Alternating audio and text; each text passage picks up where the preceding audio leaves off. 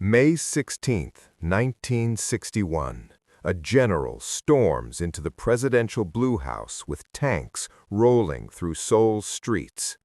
South Korea, poorer than most of Africa, surviving on American handouts with a GDP per capita of just $82, has just experienced its second military coup in a year. The world expects another failed dictatorship in Asia's most hopeless nation. 18 years later, that same general has built an industrial empire. Samsung, Hyundai, LG, steel mills, highways, shipyards that dominate the world. This is the true story of Park Chung-hee and the miracle on the Han River, where a military dictator ignored every rule of democracy to drag a nation from the ashes of war into the economic big leagues. Let's rewind. 1953. The Korean War has just ended. 3 years of brutal fighting left the peninsula split in two, with the North backed by China and the Soviet Union, and the South supported by America and the UN. But calling it a war doesn't capture the devastation. Seoul changed hands 4 times. Entire cities were flattened. The economy obliterated. South Korea's GDP per capita was $67. That's not a typo. Bangladesh was wealthier. Ghana was wealthier. Most of sub-Saharan Africa was doing better. The South had no natural resources, no oil, no minerals worth mentioning. The North got the factories and hydroelectric dams Japan had built during colonial occupation. The South got farmland and mountains, 5 million refugees, and an ongoing existential threat from Kim Il-sung's regime just 35 miles from Seoul. American aid kept the lights on, barely. By 1960, U.S. assistance accounted for nearly 80% of South Korea's imports. The country was essentially a charity case, a client state with no clear path forward. Politically, a disaster. South Korea's first president, Syngman Rhee, ruled like a paranoid autocrat. Rigged elections, corruption, brutality. When students protested in April 1960, his police opened fire. Over 180 people died. Rhee fled to Hawaii in exile. Democracy arrived, exactly for 1 year. The Second Republic was weak, fractured, and paralyzed by infighting. The economy continued to tank. Unemployment soared. People were literally starving.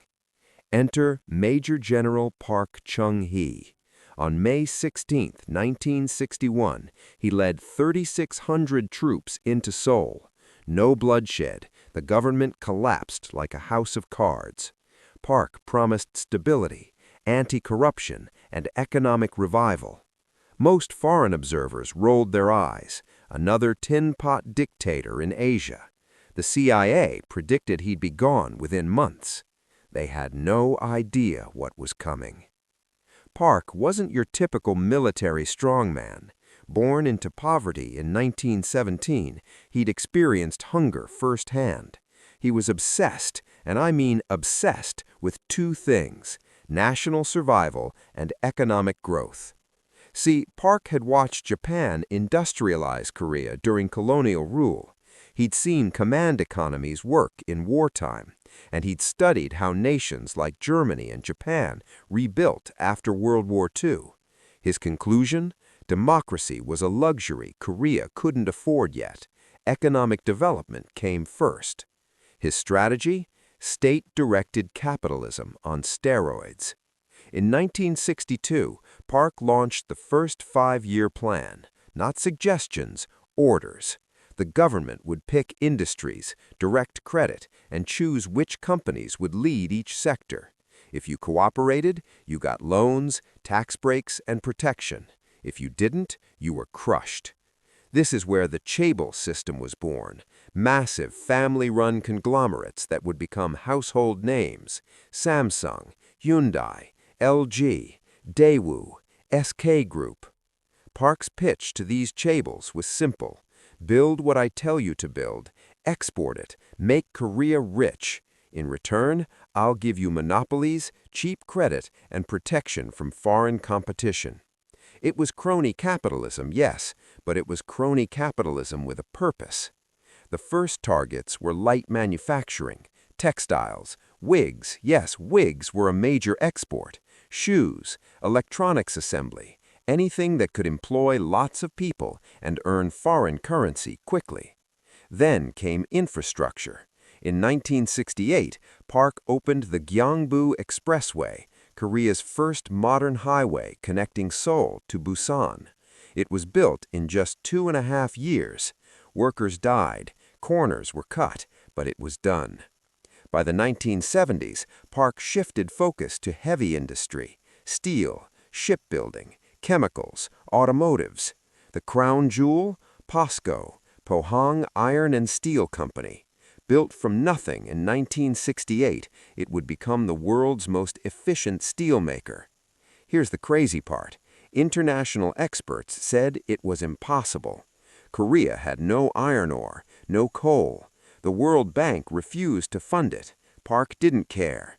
He secured loans from Japan as part of normalization treaties, poured government resources into it, and made it work through sheer willpower. But Park understood something crucial.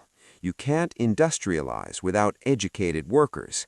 He massively expanded education, building thousands of schools, making primary education compulsory, and funneling students into technical and engineering programs.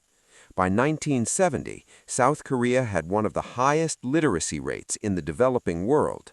The workforce was disciplined, educated, and willing to work brutal hours for relatively low wages. Strikes were illegal. Complaining could get you arrested. The economy grew at 10% per year, but the wealth concentrated at the top. Young women, many just teenagers, dominated light manufacturing. They assembled electronics in cramped factories, lived in company dormitories, and sent most of their wages back to their families. They were the invisible backbone of the miracle, and history barely remembers them. Park's end came suddenly. On October 26, 1979, during a private dinner, the director of the CIA, his own spy chief, pulled out a pistol and shot him dead. Why? Accounts vary. Some say it was over how to handle protests. Others say personal grudges. The official story kept changing. What's undeniable? Park created a system so dependent on his personal control that his death threw the country into chaos. More military strongmen followed, more repression. The Gwangju Uprising in 1980 saw the army massacre hundreds of pro-democracy protesters. It would take another decade before South Korea transitioned to genuine democracy in 1987. So here's the uncomfortable question. Was it worth it? By 1980, South Korea's GDP per capita had grown from $82 to over $1,700 in one generation. By 2020, over $31,000, the 11th largest economy in the world, a democracy, a cultural superpower, exporting everything from smartphones to BTS. Park's defenders say he saved Korea, that without his iron fist, the country would have collapsed or been swallowed by the North, that economic development created the middle class that eventually demanded democracy, that he sacrificed freedom temporarily to ensure survival permanently. His critics say he was a dictator who tortured dissidents, rigged elections, and robbed a generation of their rights, that the miracle came at a price paid in blood and tears by workers, women, and anyone who dared to speak up. In South Korea today, Park remains the most controversial figure in modern history. Half the country sees him as the founder of modern Korea. The other half sees him as a tyrant. His daughter, Park Chung-hee, became president in 2013 and was later impeached and imprisoned for corruption in 2017. But here's what's undeniable. South Korea did something almost unprecedented in modern history. It went from subsistence farming to semiconductor superpowers in 40 years, from aid dependent to aid donor, from illiterate to globally educated. Only a handful of nations have pulled this off: Singapore, Taiwan, and a few others. Each had their own authoritarian figure driving the transformation. So what's the lesson here? Can you really separate the economic miracle from the dictatorship that created it? Would democracy have worked faster, or would Korea have fractured like so many post-colonial states? There's no clean answer. Park Chung-hee built a wealthy nation through force, planning, and ruthless efficiency. But he also built it on the backs of workers who had no choice, activists who disappeared into prisons, and a generation that traded freedom for prosperity. Today's South Korea inherited both the wealth and the trauma, the factories and the scars, the global brands and the uncomfortable questions about how they got there. The miracle on the Han River wasn't just an economic transformation, it was a Faustian bargain, and we're still debating whether the price was worth paying. This is the story they don't teach in economics textbooks. The story of how nations don't just grow, they're forged, sometimes in fire, always at a cost.